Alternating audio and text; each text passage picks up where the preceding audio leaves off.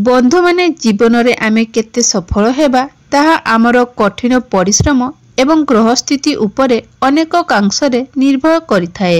ज्योतिष शास्त्र रे एहिपरि अनेक पदक्षेप उल्लेख करा जाइछि, जहाको प्राय प्रयोग करिबा द्वारा आमे आमर जातकरे ग्रह गुड़िक शांत एवं शक्तिशाली करि परिबा। एहिपरि एक प्रतिकार बासी रुटी सहित जडित। बहुत कम लोक जानिथिबे जे बासी रुटी केवल आपणकर पेट जनित समस्या को भल करि न थाए, बरन घरर धनर भंडार को मध्य वृद्धि करि थाए। तेबे आसंतु जानिबा सेही बासी रुटी सहित संबंधित 7टी पदक्षेप विषय रे। तेबे बंधु माने प्रथम उपाय होछि घरर प्रथम रुटीटी करि सारिला परे सेथिरे देसी घी लगांतु एवं एहा परे सेही रुटीटी को 4 खंड करि दियंतु। सेही 4 खंड रुटी को गाई, कुकुर, काऊ एवं भिकारीଙ୍କ ମଧ୍ୟରେ बांटी दियंतु। एपरि करिबा द्वारा आपनकर जातकरू पितृदोष दूर होइथाए। द्वितीय रे ज्योतिष शास्त्र अनुसारे जदि शनिवार दिन आपण गाई को बासी रुटी एवं क्षीर खाइबाकू दियंती तेबे आपनक उपरु शनि देवंकर कोप दृष्टि एवं शनि 7.5 मध्य कमी जाइथाए। तृतीय रे ज्योतिष शास्त्र अनुसारे जदि आपण प्रतिदिन गाई को रुटी खुआंती तेबे आपनक उपरे माँ लक्ष्मी प्रसन्न हुअंती एवं आपनकर गृह को सुख एवं समृद्धिता आसी थाए। चतुर्थ रे ज्योतिष शास्त्र अनुଯାयी जदि आपनकर राशि रे राहु दुर्बल थांती तेबे निश्चय भावरे रुटीर एही कौशल को बा उपाय को आपणाइबा उचित। आपण प्रतिदिन गोटिए रुटी रे सरिष तेल लगाई प्रतिदिन बा गोटिए कुकुर को ताहा कला कुकुर को सेही सरिष तेल लगा हैतिबा रुटी को खाइबाकू दियंतु। एपरि करिबा द्वारा आपनक जातकरे राहुंकर कुप्रभाव दूर होइथाए। पंचम रे जदि आपनक घरे कलहर वातावरण लागि रहिथाए तेबे आपण सेही वातावरण को दूर करिया पई एवं गृह रे शांतर वातावरण आनिया पई रोषेई करिबा समय रे प्रथम रुटीटी को कुकुर पई बाहर करिदेबा उचित। षष्ठ रे आपण जदि रुटी रे चीनी पकाई पिंपुड़ी मानू खाइबाकू देबा बा खाइबाकू देबा द्वारा गृहरु आर्थिक संकट दूर होइथाए। सप्तम रे माछ को रुटी खंड खाइबाकू देबा द्वारा गृहर अग्रगति एवं उन्नति होइथाए। एहा सहित गृह को सुख समृद्धि मध्य आसीथाए। प्रतिदिन घरे रुटी तैयारी करिबा समय रे प्रथम रुटी गाई पई बाहर करिदेबा उचित। ता पर दिन एही रुटी को गाई को नहीं नियमित भावरे खोइबा उचित। एपरि करिबा द्वारा आपनको माता लक्ष्मीकर आशीर्वाद प्राप्त हबो एवं आपनक गृह रे सुख समृद्धि आसीबो। तेबे बंधु माने एहा सहित एही वीडियो रे मु आपण माननकु आउ किछि कहिबाकू जाउची। ताहा होउची आपनक गृह रे जदि महिला माने एही सब भूल करूथंती तेबे आजि ठारू ही बंद करिदेबा उचित, नचेत एहार परिणति पूरा परिवार को भोगिबाकू पड़ी थाए। तेबे आसंतु जानिनेबा सेही सब भूल गुडिक कौन अटे। तेबे रोषेई घरे एही सब भूल गुडिक कदापि करिबा उचित नुहे। एही भूल करिबा द्वारा माता लक्ष्मी आपनक उपरे अधिक क्रोध होइथांती। बंधु माने किछि एपरि महिला थांती जो माने स्नान न करी रोषेई घरे पसी रोषेई करिथांती एवं परिष्कार परिच्छन्नर ध्यान रखि न थांती। हाथ पाद न धोई रोषेई करिथांती। एणे तेणे हाथ मारी हाथ न धोई मध्य रोषेई करिथांती। एपरि करिबा द्वारा खाद्य दूषित हो जाइथाए एवं एपरि खाद्य खाइबा द्वारा देह मध्य खराब हो जाइथाए एवं एपरि करिबा द्वारा माता लक्ष्मी मध्य क्रोधित हो जाइथांती एवं गृह रे दारिद्रता खेली जाइथाए। माता लक्ष्मी क्रोधित हेले गृह रे लक्ष्मी चली जाइथांती एवं गृह को दारिद्रतार प्रवेश होइथाए। एपरि गृह रे बास करुथिबा सदस्य माननकु सेमानंक जीवन रे कदाबी सफलता प्राप्ति होई न थाए। एवं सेमानंक जातकरे राहु एवं केतुंकर मध्य कुप्रभाव पड़िथाए। सेथिपई कौनसी भी महिला को एपरी भूल करिबा उचित नुहे। सर्वदा रोषेई करिबा समय रे परिष्कार परिच्छन्न प्रति ध्यान देबा आवश्यकता अटे। सर्वदा स्नान करि सारिबा परे ही रोषेई घरे प्रवेश करी रोषेई करिबा उचित। परिष्कार परिच्छन्न एवं शुद्धता उपरे ध्यान देबा द्वारा माता लक्ष्मींकर कृपा प्राप्त होइथाए एवं माता लक्ष्मी आपनको उपरे मध्य प्रसन्न होइथांती। द्वितीय रे भजन करुथिबा स्थान जदि अपरिष्कार होइथाए तेबे मध्य माता लक्ष्मी क्रोधित होई जाइथांती। एहा द्वारा मध्य राहु केतुंकर कुप्रभाव पड़िथाए। ता सह शनिदेव मध्य रुष्ट होई जाइथांती। एपरि गृहरे अर्थ रोजगार करुथिबा व्यक्तिंक उपरे कुप्रभाव पड़िथाए।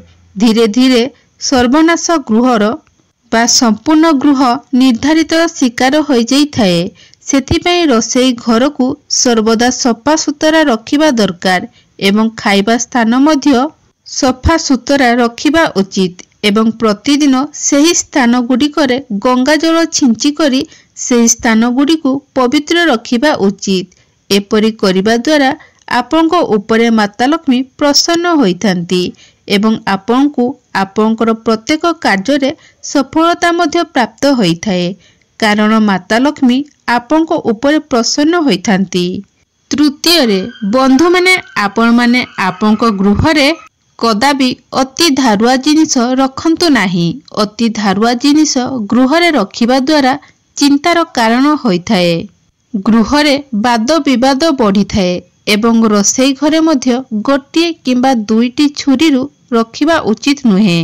जदि आपनको गृह रे कौन सी छुरी अछि एवं आपण ताकू व्यवहार करूनाहांती तेबे एपरी अदरकारी वस्तु बा धारुआ वस्तु को आपण तुरंत घर बाहर कर दे फोपाड़ी देबा उचित कारण एपरी वस्तु गृह रे रखिबा द्वारा आपनको गृह को नकारात्मक ऊर्जार प्रवेश करिथाए। एहा फल रे आपनको गृह रे अति खराब प्रभाव मध्य पड़िथाए। चतुर्थ रे रोषेई घर सामना रे कदाबी जोता चप्पल झाड़ू रखिबा उचित नुहे। एपरी करिबा द्वारा माता लक्ष्मी आपनको उपरे रुष्ट होइथांती एवं संपूर्ण परिवार को निर्धरतार सामना करिया को पड़िथाए। एहाकू एक पाप मध्य माना जाइथाए। सेथिपई आपनको सर्वदा एपरी कार्य ठारू दूरेई रहिबा उचित। कदाबी रोषेई घर सामना रे एही सबु जिनिस गुड़िक रखिबा उचित नुहे। पंचम रे खाद्य रांधिबा समय रे महिला माननकू खाद्य को ऐठा करिबा उचित नुहे किंबा खाद्य रांधिथिबा समय रे खाद्य खाइबा उचित नुहे। एपरी करिबा द्वारा माता अन्नपूर्णांकर अपमान हेइथाए एवं गृह रे दारिद्रतार वास होइथाए एवं माता लक्ष्मी मध्य एपरी गृह को त्याग करी चली जाइथांती। अनेक समय रे महिला माने खाद्य रे लूण एवं मसलार परिमाण जानिया पई खाद्य को चाखी थांती मात्र एपरी करिबा मध्य उचित नुहे। खाद्य रांधिबा समय रे सर्वदा शुद्धतार ध्यान रखिबा उचित एवं संपूर्ण खाद्य को ऐठा करिबा उचित नुहे। खाद्य को चाखिबा पूर्वरु आपनकर गुरुजन किंबा आपनको घरर छोट पिला माननकू आगे दियंतु तापरे एहाकू चाखिबा द्वारा खाद्य ऐठा होई न थाए। षष्ठ रे जदि बारंबार आपण खाउथिबा खाद्यरु चुटी बाहारे बा बाहारु थिबे एहा कोनोसी साधारण कथा नुहे। आपण एहाकू कदाबी अणदेखा करिबा उचित नुहे। एपरि माना जाय कि जे खाद्यरु बारंबार चुटी बाहरिबा राहु एवं केतुंकर कुप्रभाव को दर्शाई थाए। जेउ गृहरु खाद्यरु प्रत्येक दिन केश बाहरु थाए सेहीपरि गृहरे सर्वदा निर्धनतार लागी रही थाए। सेथिपई खाद्य रांधिबा समय रे सर्वदा ध्यान रखिबा खाद्य रांधिबा एवं परोसिबा उचित एवं खाद्य रांधिबा समय रे महिला माने सेमानंकर निजर केश को बांधिबा उचित। केश को छाड़ी करी रांधिबा आदौ उचित नुहे। बंधु माने वास्तुशास्त्र अनुसारे किछि एपरि जिनिस अछि जेउ जिनिस गुड़िक रोषेई घरे रहिबा आदौ उचित होई न थाए। सेही जिनिस गुड़िक रोषेई घरे रखिबा द्वारा आपणकर चिंता बढ़ी थाए। आपणको गृहरे वाद विवाद मध्य लागी रही थाए। किछि लोक गृह को सुंदर करिया पई रोसई घरे दर्पण लगाई थांती, मात्र वास्तुशास्त्र अनुसारे रोसई घरे दर्पण रखिबा आदौ शुभ होई न थाए। कारण रोसई घरे अग्निदेव थांती एवं जदि दर्पण रे अग्निंकर प्रतिबिंब देखा जाए तेबे यह अत्यंत अशुभ होई थाए। एही कारणरू आपण गृहरे बा आपणको गृहरे कलह वातावरण मध्य सृष्टि होई थाए एवं गृहर आर्थिक स्थिति मध्य बिगिड़िबाकु लागि थाए। सप्तमरे चकटा होइथिबा अट्टा।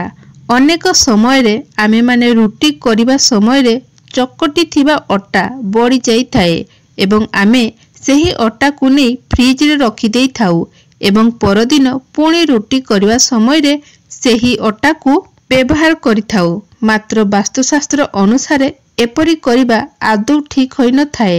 गृहरे चकटा अट्टा रखिबा द्वारा गृहरे राहु एवं शनिदेवंकर कुप्रभाव पड़ी थाए।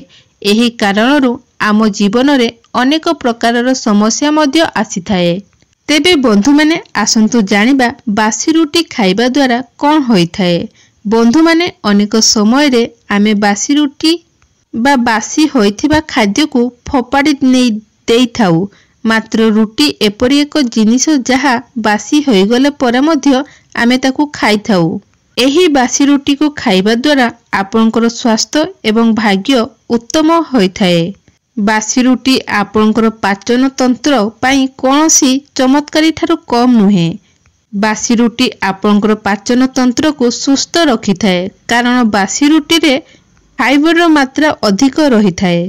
शास्त्र अनुसारे बासी भोजन खाइबा उचित नुहे। मात्र जे पर्यंत खाद्य योग्य होई रहिछि एवं ताकू आमे खाई परिबा सेही परिस्थिति रे आमको खाद्य को फोपाड़िबा उचित नुहे।